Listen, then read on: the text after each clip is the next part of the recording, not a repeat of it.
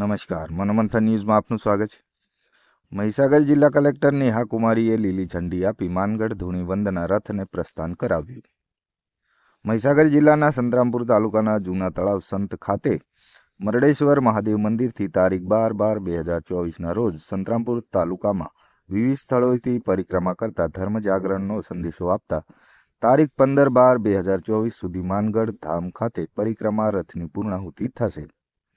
આ ધર્મ રથયાત્રા સુધી ધૂણી વંદના કાર્યક્રમમાં મહીસાગર તીર્થધામ દેગમડાના મહંત અરવિંદ ગોરી મહારાજ, વાસિયા ધામ નારાયણગીરી મહારાજ, શ્રી ગોબરદાસ મહારાજ, લીસુડિયા ધામ કડાણા, જય ગુરુ ગોવિંદ સમાધિ ધામ કંબોઈથી દિલીપભાઈ મધુગીરી મહારાજ, ભાવેશભાઈ ડામોર, મોહન મહારાજ, બળવંતભાઈ પારગી, સરસડીથી ઉજમા મહારાજ, માજી સરપંચ લાલાભાઈ કટારા તેમજ સંતો મહંતો ભક્તો ઉપસ્થિત રહ્યા હતા અને ધૂણી વંદના પરિક્રમા કાર્યક્રમમાં જોડાયા હતા। આ રથયાત્રા જૂના તળાવથી શરૂ થઈ હરસિદ્ધિ મંદિર થઈ ગાયત્રી શક્તિપીઠ સંતરામપુર બિરસા મુંડા ચોક સંતરામપુર બસ સ્ટેન્ડ થઈ પ્રતાપપુરા મહારાણા પ્રતાપ ચોકથી માનગઢ તરફ પ્રયાણ કર્યું હતું। મનોમંથન ન્યૂઝ સંદીપ દિવાસી, મહીસાગર।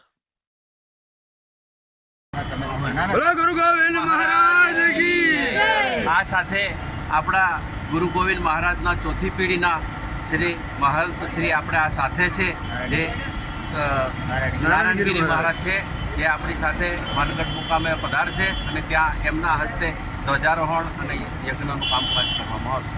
આ ચોથી પેઢીના ગુરુ ગોવિંદ મહારાજ, તમારે આપના તરફથી સંદેશો બોલો। ગોવિંદ ગુરુ મહારાજ કી જય। જેવી રીતે ગુરુ ગોવિંદે 1,80,000 મેદકોટવાળ ભણાવી અને સબ ગામોમાં ફરીને સમસભા કરી અને માનગઢ ઉપર એક મેળો રચ્યો, એવી રીતે 1,80,000 મેદકોટવાળાની જે ધૂણી છે તે સબ મેદકોટવાળાને ભેગા કરી ધૂણી ઉપર અને ધ્વજારોહણ કરીને હવન યજ્ઞ એમનું જાગૃતિ હવન કરવામાં આવશે અને એનું સમાપન સમારોહ પૂનમને રોજ થશે। ઓકે। ગુરુ ગોવિંદ મહારાજ કી જય, મહારાજ કી જય, માનગઢ ધામ કી જય, ગાયત્રી માતા કી જય, પૂજ્ય ગુરુદેવ કી જય, દુનિયા માતા કી જય।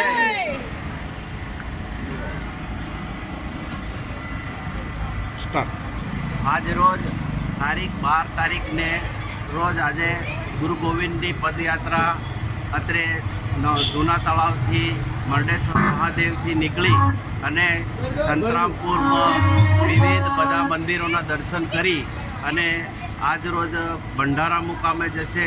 ભંડારા મુકામેથી પછી આગળ પ્રયાસ કરી અને આગળ જેમ જેમ ચાલશે આ ધર્મ જાગૃતિ માટેનો એક રથ છે, જેમાં સર્વ ભાઈ બહેનો ભક્તોએ વિશેષમાં વિશેષ દર્શનના લાભ લેવા વિનંતી છે અને પૂનમના દિવસે 14ના દિવસે માનગઢ મુકામે યજ્ઞ હવન કરવામાં આવશે, જેમાં સર્વ ભાઈ બહેનોએ લાભ લેવા નમ્ર વિનંતી છે। જય ગુરુ। આપનું શું નામ? બળવંતભાઈ પારગી।